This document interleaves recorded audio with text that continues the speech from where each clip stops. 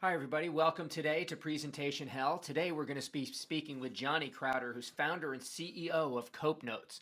Cope Notes sends a daily positive note of inspiration to your text and phone every morning to keep things good. Is that too simplist of an understanding?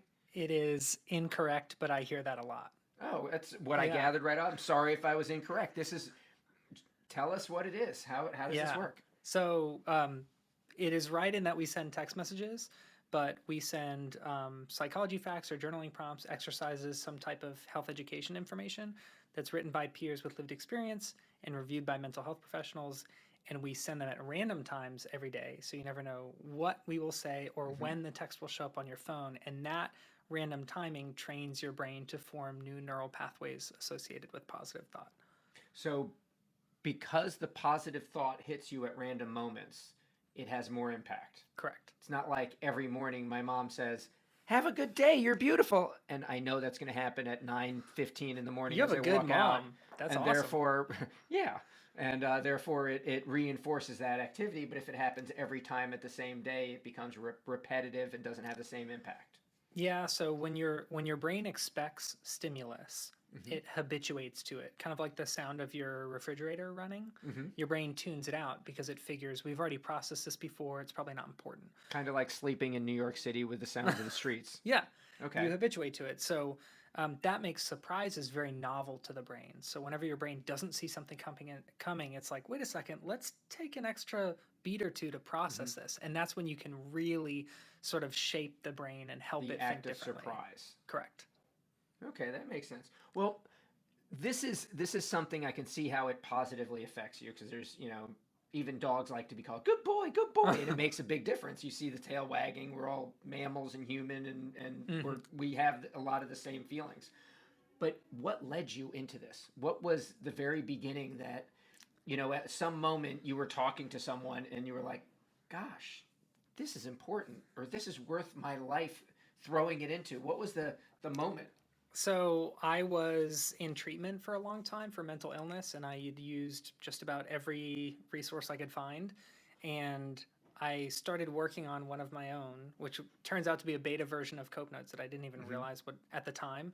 But the moment that I realized that Cope Notes was a viable venture was I wrote out a text message that had some type of psychology fact in it, and I sent Mm-hmm. it to 32 people in my phone book just randomly, Mm-hmm. unsolicited. I just selected 32 friends. I sent it out to Mm-hmm. them individually, and everyone's texts back were like, I still have screenshots of the messages where people said, "How did you know I needed to hear that?" Or "That's so relevant." Or like, "Oh man, I Mm-hmm. needed that so bad right now." And I was like, whoa, your brain's ability to process stimulus is really powerful. Mm-hmm. And what if we could do that on a regular basis? No, that makes sense. It's a positive reinforcement in a way, a positive spiral as opposed to a negative spiral. Yeah, the trick is interrupting negative thoughts. So Mm-hmm. everybody has negative thoughts. It's called automatic negative thought. So Yeah. that's how guaranteed it is. It's Yeah, going it's to like on one happen. shoulder over here going, Hmm. it's going to be terrible. If you go through the red light, you're going to get a ticket. You're going to be Yeah. late if you don't go through the red light. And suddenly you're going in a circle Yeah. and it keeps getting worse and worse and worse. And then you read something in a paper and it reinforces it and you look for the thing that's terrible and you find it and you make it worse. Yeah. So all we do is interrupt negative thought patterns with catalysts for reframing that and forming a neural pathway associated with a coping skill or resilience or something. So basically, we're in the business of interrupting people. Interrupting people. Well, wouldn't it be more interrupting thought pattern Yeah. than people? I mean, well, I guess people are their thoughts, I guess. Good thing we're not our thoughts. Well, I just would be because you super have trapped. thoughts doesn't mean you act on them. Yeah.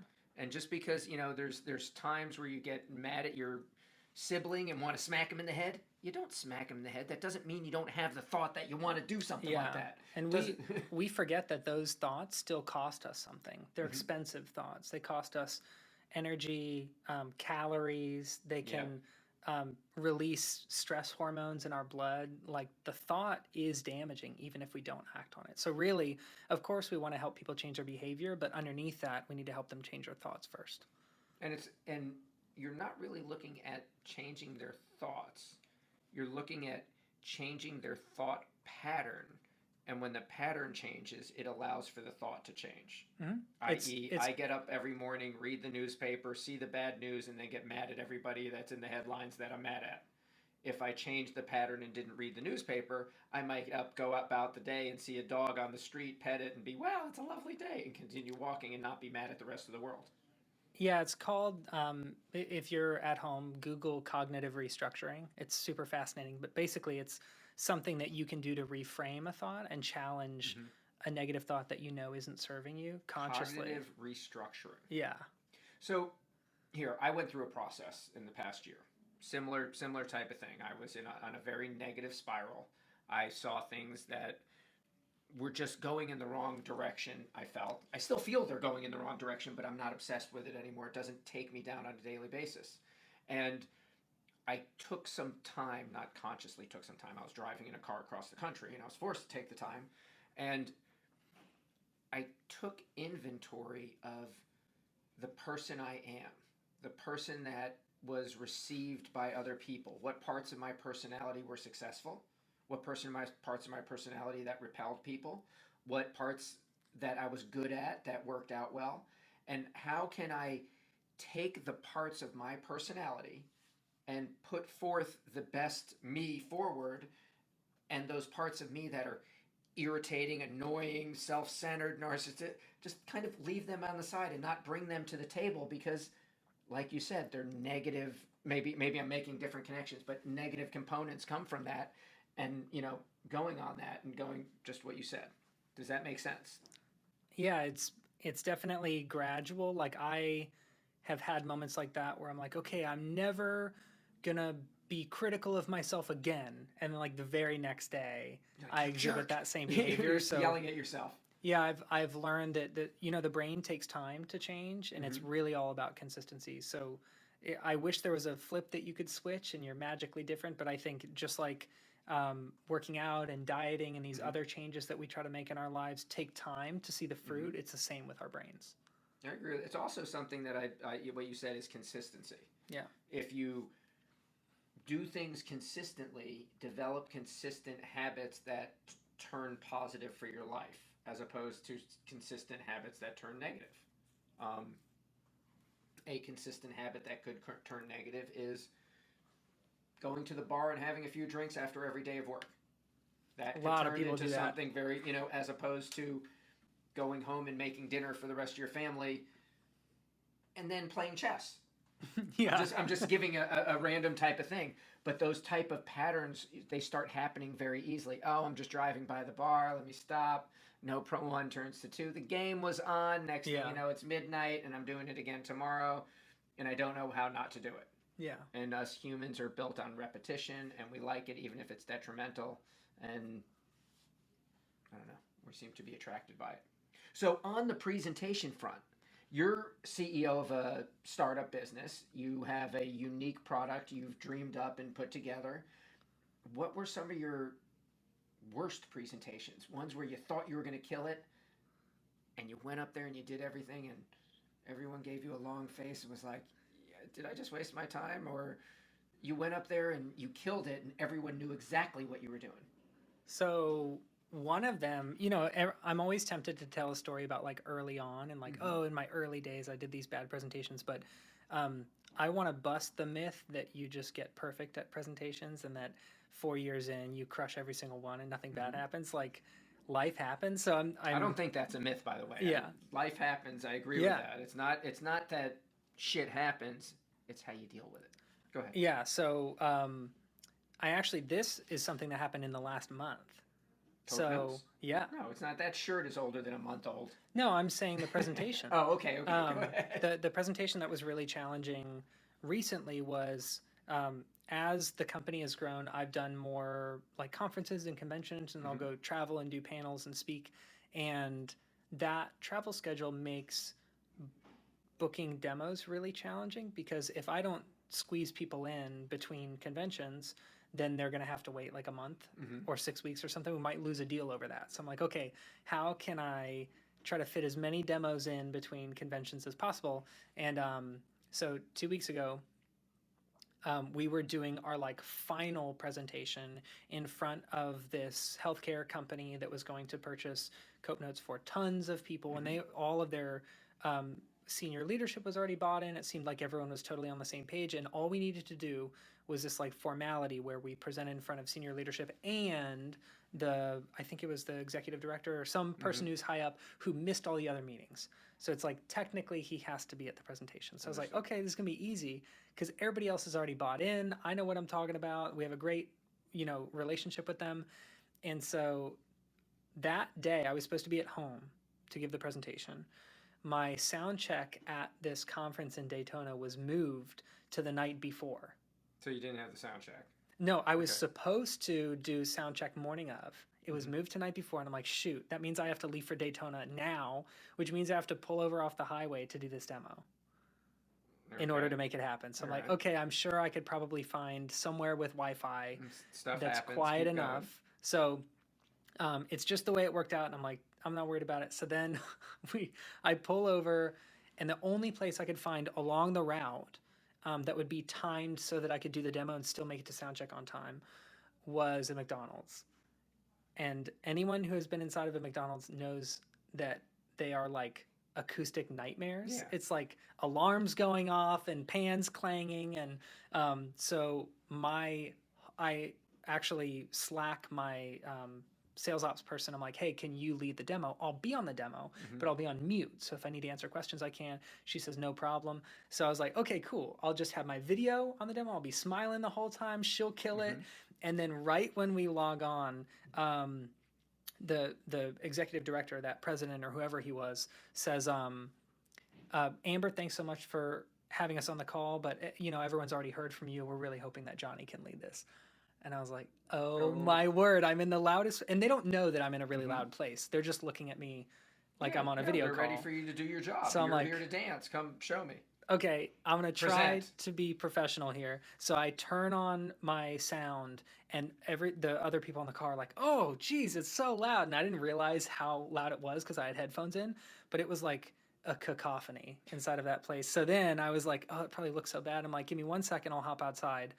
And this is like a fairly large opportunity for us. It's not like some random small ticket deal. You've been working on it a while. Months, you're finally at the senior level where someone can actually push the contract across, and you're like, let's get it done. You're a small company. You're ready to do it. So then I say, give me 1 minute. I'm going to hop outside. There's a table outside that I can use. So I hop outside, and it's much quieter outside. And I'm like, oh, this is perfect. So you're in the kiddie park outside of McDonald's. Yeah, so I try to frame it to where you can't see that I'm at a McDonald's. But then I realized... No tunnel slides or anything like that. Dude. So once I start actually presenting, I realized that the drive-through line is right behind me. So you can see all these cars going through the drive-through behind me. And there were like... Of course, it was every loud car. So it was like a really huge diesel truck and then a little Honda that's like, me. And it was, I don't know if they actually heard a single word that I said. Did you win the contract? I mean, that's TBD. We're still in there. I didn't get great vibes. They seemed to be very annoyed that I was not in an office, as I was too. Yeah. But we could still close the deal, but I remember being mortified thinking like, this is my 7,000th demo. I know my stuff, and I didn't know my schedule. Sometimes those nuances come out and are beneficial because you get to show a little bit of human trait, how you work under pressure, what have you. But that was a bit hellish to go through. I understand that. Dude, I was sweating bullets. I felt so stupid. I'm like, why is it this client on this day? So, I mean, the jury's still out. They could still close, but it would be a strike of good fortune if they did. That's pretty cool. That's a pretty good story. We've heard a variety of different ones, but I haven't heard the McDonald's presentation yet. Dude. Lesson learned, though. Like, so from now on, actually, the thing that I'm going to do differently is if I have a demo, even if it's an important demo, I will have to reschedule it if I'm going to be on the road for it. Because I'd rather reschedule a couple hours before. Like, I was notified a couple hours before the demo, and I made the choice to do it on the road. I could have just as easily said, hey, I had a conflict come up. Can we please reschedule? And I didn't do that. And so, Yeah. lesson learned in the future, even if it's short notice, I'm going to reschedule because I can't run that risk Yeah. again. Something I want to point out here is Johnny just took accountability for all the actions and didn't point to anyone else in his company or anything else along the way, which is critical to building trust and credibility in the future. So I appreciate that. Yeah. Even though it wasn't to me, you were just demonstrating that. It makes a big difference. So that is kind of crazy. And the number one takeaway is when in doubt and you're on the road with all this long, video presentations, make sure you're in a good spot that's secure because what might happen will happen. Dude, the reason why it frustrated me is that I feel that it cost us credibility that we had. I felt like we had you slid credibility. on the scope. It's like you're pushing up Yep. the big ball up the hill, and you slid Yeah. backwards in the way just on a technicality that you could have controlled. Mm-hmm. Yeah, I that feel makes like we went from a 9 to a 7, where they're like, well, if this was an important deal to them, he Then would why have didn't you been take at the an time? office. That's a I'm good like, point. oh man, it is important to me. But that's a good point that your person on the other end of the presentation is considering the actions you took to Mhm. make yourself present better, to Yep. make yourself to look good. So you almost felt like, oh my God, I knew this meeting was today, but I haven't shaved in 3 days. Yep. You could have shaved, you could have taken the time, but you chose not to, and therefore you were there. Oh, yeah. You could have been in a real office. You could have done it tomorrow or what have you, but you were getting a fillet of fish on the way. Yeah, that would have been really bad if I was eating. You never know, like gum. So that is kind of neat. So take a minute to tell us about your product, how you can get it, what it costs. So anyone listening to the podcast here has a direct line to say, what is Cope Notes? Can it help for me? I would like someone giving me good positive vibes every now and again. And if it's cheaper than a cup of coffee, Yeah. that might be worth it. Coffee does me justice. Someone telling me I'm good looking every day might do me some justice too. Wow, that should be a whole separate service, is just telling people they look good. People would pay way more for that than for mental health support. You have the platform for it. I mean, that might be easier than actually that is mental health support. Take it here. I'll give you your chance to do the thing, but Yep. take a moment today. Anyone who's listening to the podcast, tell someone they look good and watch them smile. Tell them Yeah. they're beautiful. Tell them they're smart. Use just a couple things. Not that you're feeding anything, just to see the response you can get from other human beings. Yeah. It brightens their day, and in turn will brighten your day. So tell us about Cope Notes, how to get it, what it costs, and who is it going to help? Yeah, so I think they're ready to go. I think I want to start by saying that if you're watching this and thinking like, well, I don't really need mental health support because I've never been diagnosed with anything. That's great, but you're wrong because if you have a brain, you should be taking care of it. So what I always tell people is like, if you have teeth, you brush them. Doesn't matter if you have cavities or not. So I encourage you to think about mental health support that way. Not just Cope Notes, but anything you use, you really should be prioritizing your mental and emotional health. And like I said earlier, the long and short of it is that we send text messages that train your brain to think healthier thoughts. So if that doesn't sound cool to you, you're probably superhuman and you think healthy thoughts all the time. But for everybody else who's a regular human, 80% of our daily thoughts are negative in nature, and we need help combating those. So Cope Notes was built to do that, whether you're living with a diagnosis or not. It's really, I know you're not supposed to say cheap, It's inexpensive. but it's very affordable. It's very inexpensive. Cheaper than a cup great of coffee? Value. Every day? So cheaper than a daily cup of Oh coffee? yeah, it's like 30 cents a day or something. Oh, so it's like $10 a super month, super. $9.99. Yeah, it's Okay. just under $10 a month, and you can sign up for yourself. You can get a subscription for a friend or family member, and then we also probably 80% of our revenue comes from enterprise. So like employee your business is. wellness, student wellness, working with governments and healthcare companies. So stuff like if that. you have a company that deals with a lot of heavy duty issues, this might be a nice thing to add to the health. I love your 100%. analogy that if you have teeth, you brush your teeth. You have a brain, why don't you manage it? Make it better. Floss that thing. Yeah, you've seen the grooves in a brain? And also, I should mention this, it is anonymous, so it's not going to compromise your work situation. Mm-hmm. No one's going to know that you're using it. You don't enter personal health information or anything like that. So anyone who's pretty privacy conscious, we got you covered. Why don't you sell this and link it up with the dating sites? This can be a private date. Someone who doesn't want to have a partner who comes up and says, "God, you look good today. Jeez, you're gonna kill it." Damn. We're gonna do so many offshoots now. That after is this wonderful. interview. Are you kidding? You can name it as my girlfriend and my boyfriend, and then have them call every morning at 6 a.m. and send a picture of sunrise and say, "God, you're gonna have a good day." Jeez. Jeez. See, I want to be in business with you. This is great. Yeah. We'll have our own Cope notes. It'll be good morning notes, and it's my girlfriend. I'm kidding.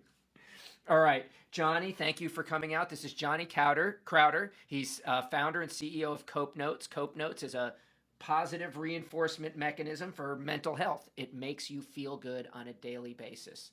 He came to Presentation Hell today and told us about his hellish experience at McDonald's. So we thank you for everything today, and thank you, Johnny. It's been good to see you. Heck yeah. Thanks for having me. Any messages for the crowd? Thank you for spending a whole 20 minutes learning about mental health, because that says a lot about you. It'll make a difference. Thank you, guys.